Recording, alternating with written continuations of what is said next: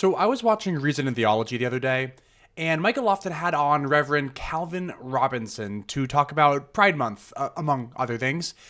But one comment that the Reverend made about Pride Month stood out to me, and I think it's worth responding to. Here is what the Reverend said. It's an affront on the very idea of what it means to be a human. But Pride, a month to celebrate Pride, it's one of the 7 deadly sins. They couldn't be more on the nose with this stuff. The thesis for today's video is that the Reverend here made an equivocation fallacy. The equivocation fallacy is an informal fallacy resulting from the use of a particular word or expression in multiple senses within the same argument. The Reverend didn't make his argument in a syllogism, but I'm going to craft one for him that I think captures the spirit of his point, but I would really welcome criticism on the syllogism that I'm crafting here. I would love criticism from the Reverend himself. I would love criticism from Michael Lofton. I would love criticism from any of you because I am putting words into the Reverend's mouth here. He didn't come up with the syllogism, I did, but that being said, here's the syllogism that I think he informally presented. Premise 1, pride is one of the 7 deadly sins. Premise 2, Pride Month is a celebration of pride in one's sexual orientation, among other things. And the conclusion, therefore, Pride Month is a celebration of one of the 7 deadly sins. So I reject the conclusion. I don't think that Pride Month is celebrating one of the 7 deadly sins. I don't think that Pride Month is celebrating pride in the way that Catholics would describe one of the 7 deadly sins. But Kevin, you object. Do you really reject either of those 2 premises? They seem uncontroversial to me. And yeah, I might not really reject either one of the premises, but consider this syllogism. Premise 1, a bat is a nocturnal mammal with wings. Premise 2, in baseball, the batter holds a bat. Conclusion, in baseball, the batter holds a nocturnal mammal with wings. Here again, I reject neither of the 2 premises, but I still do reject the conclusion due to an equivocation that is happening here.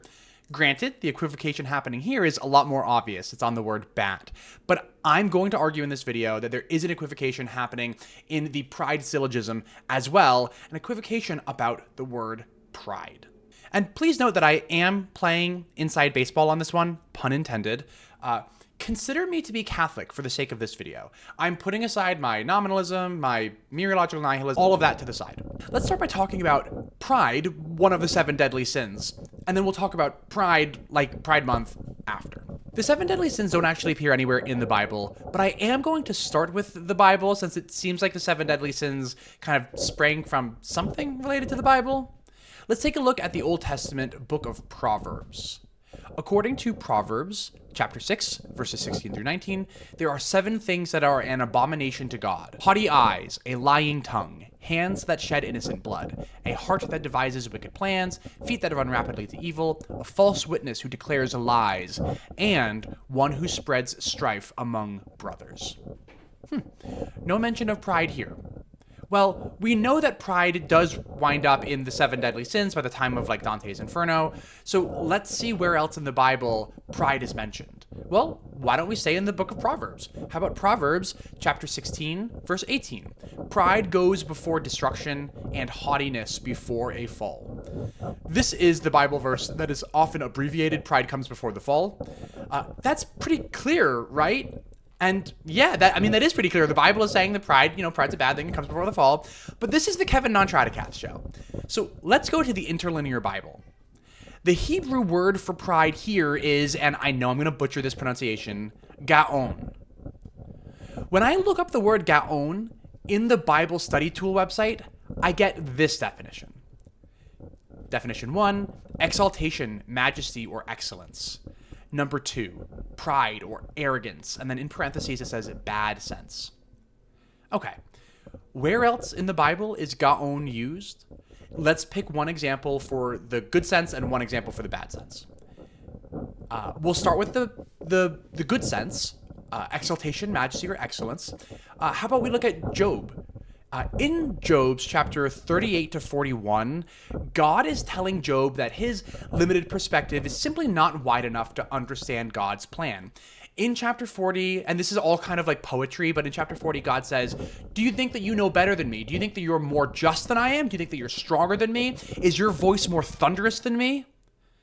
Well, if so, in chapter 40, God says, adorn yourself with gaon and splendor. Saying like, oh, do you think that you're God? Well, then adorn yourself with gaon. Be proud. Be full of majesty. Adorn yourself with majesty because you're God.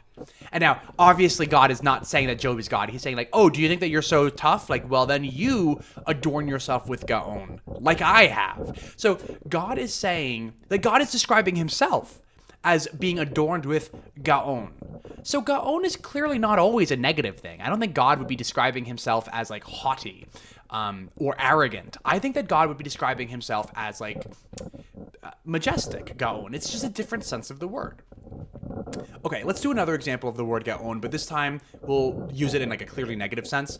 Let's take a look at Ezekiel chapter 16, in which God is describing Jerusalem as an adulterous wife. God says that Jerusalem is even worse than Sodom. In verse 49, God says that Sodom was gaon, overfed and unconcerned, and did not help the poor or the needy. Here, gaon is often translated as arrogant, as it is in the NIV. Okay, so that's Hebrew. But maybe we can also take a look at the words that kind of make up the word pride in the 7 deadly sins type in Greek, and we'll also do Latin. The 7 deadly sins don't appear in the New Testament at all. That's our like best Greek source. So, okay, we can't really look at the New Testament, and we can't really look at the Old Testament because we tried and we didn't find the 7 deadly sins either. But the proto 7 deadly sins were written in Greek. The 4th century Christian monk Evagrius the Solitary wrote about the 8 thoughts that like led to a lot of sins. He didn't call them deadly thoughts or anything, but I'm going to refer to them as the 8 deadly thoughts. And the 8 deadly thoughts wound up informing the framework that eventually turned into the 7 deadly sins that wound up in Dante's Inferno.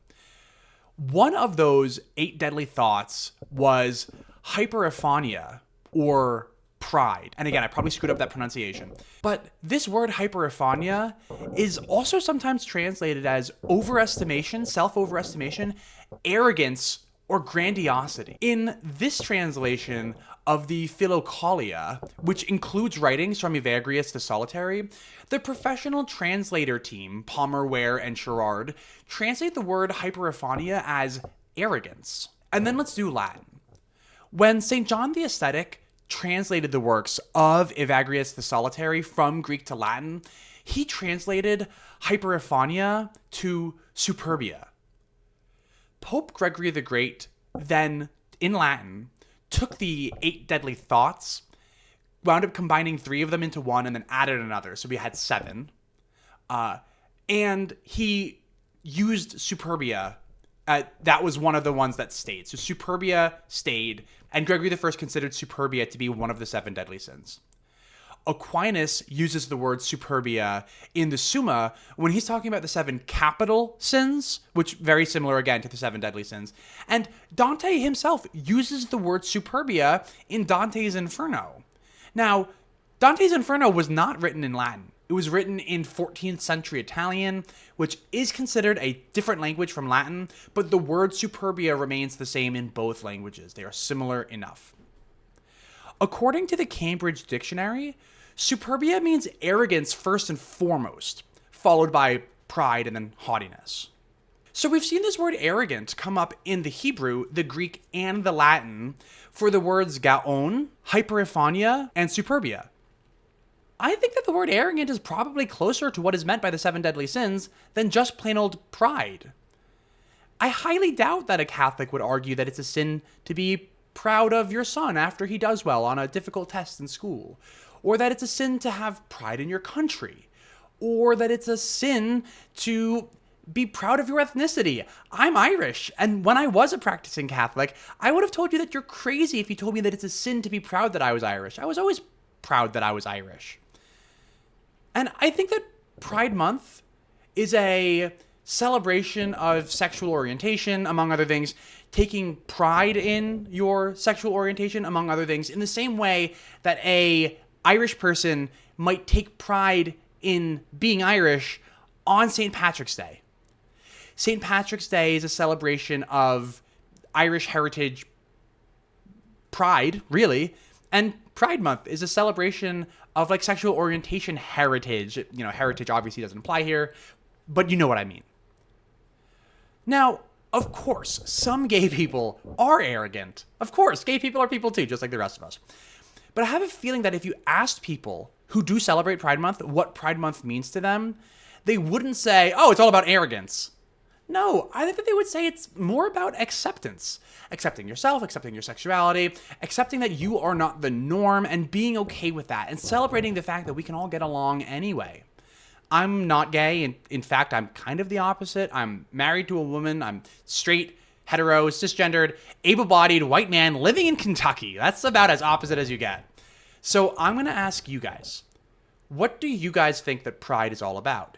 If you are somebody who celebrates Pride, I'm particularly interested in hearing from you, but I'm also interested in hearing from people who don't celebrate Pride. And I think it would be really cool in the comments down below if you said, hey, I do or do not celebrate Pride, and this is what I think Pride means. So I'm going to represent the syllogism that I presented in the beginning of this episode. But I'm going to change the word pride in premise 1 to arrogance, and I'm going to change pride in premise 2 to acceptance. Here it is, and I think that this makes the equivocation quite clear. The conclusion no longer follows.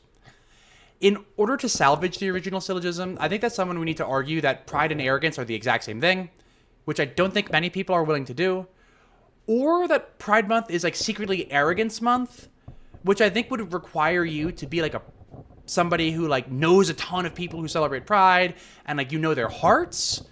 Like you know that like even though they might say that it's about acceptance, it's really about arrogance. And that seems like a really tall order for anybody who is not omniscient, who's not all-knowing. And I think that the real reason that people, Catholics or conservative Anglicans, might say something like this anyway is not because they actually think that people are celebrating arrogance, but because they think that all non-procreative sex is sinful. And like, okay, but just say that. They would say that nobody should be proud of or even accepting of non-procreative sex because non-procreative sex is a sin. So nobody should even accept it. We should all try to reject any instance of non-procreative sex. And like, okay, make that argument. That is a completely different argument than like Pride Month bad because Pride is 7 deadly sin. I think that the Pride Month is bad because Pride is one of the 7 deadly sins is kind of like a lazy argument. I think it's unnecessarily combative probably. And I think that the discourse between Catholics and non-Catholics would be improved if we dropped that argument altogether. That's all for today. This was just a quick one. Let me know what you think down below, and thanks for watching.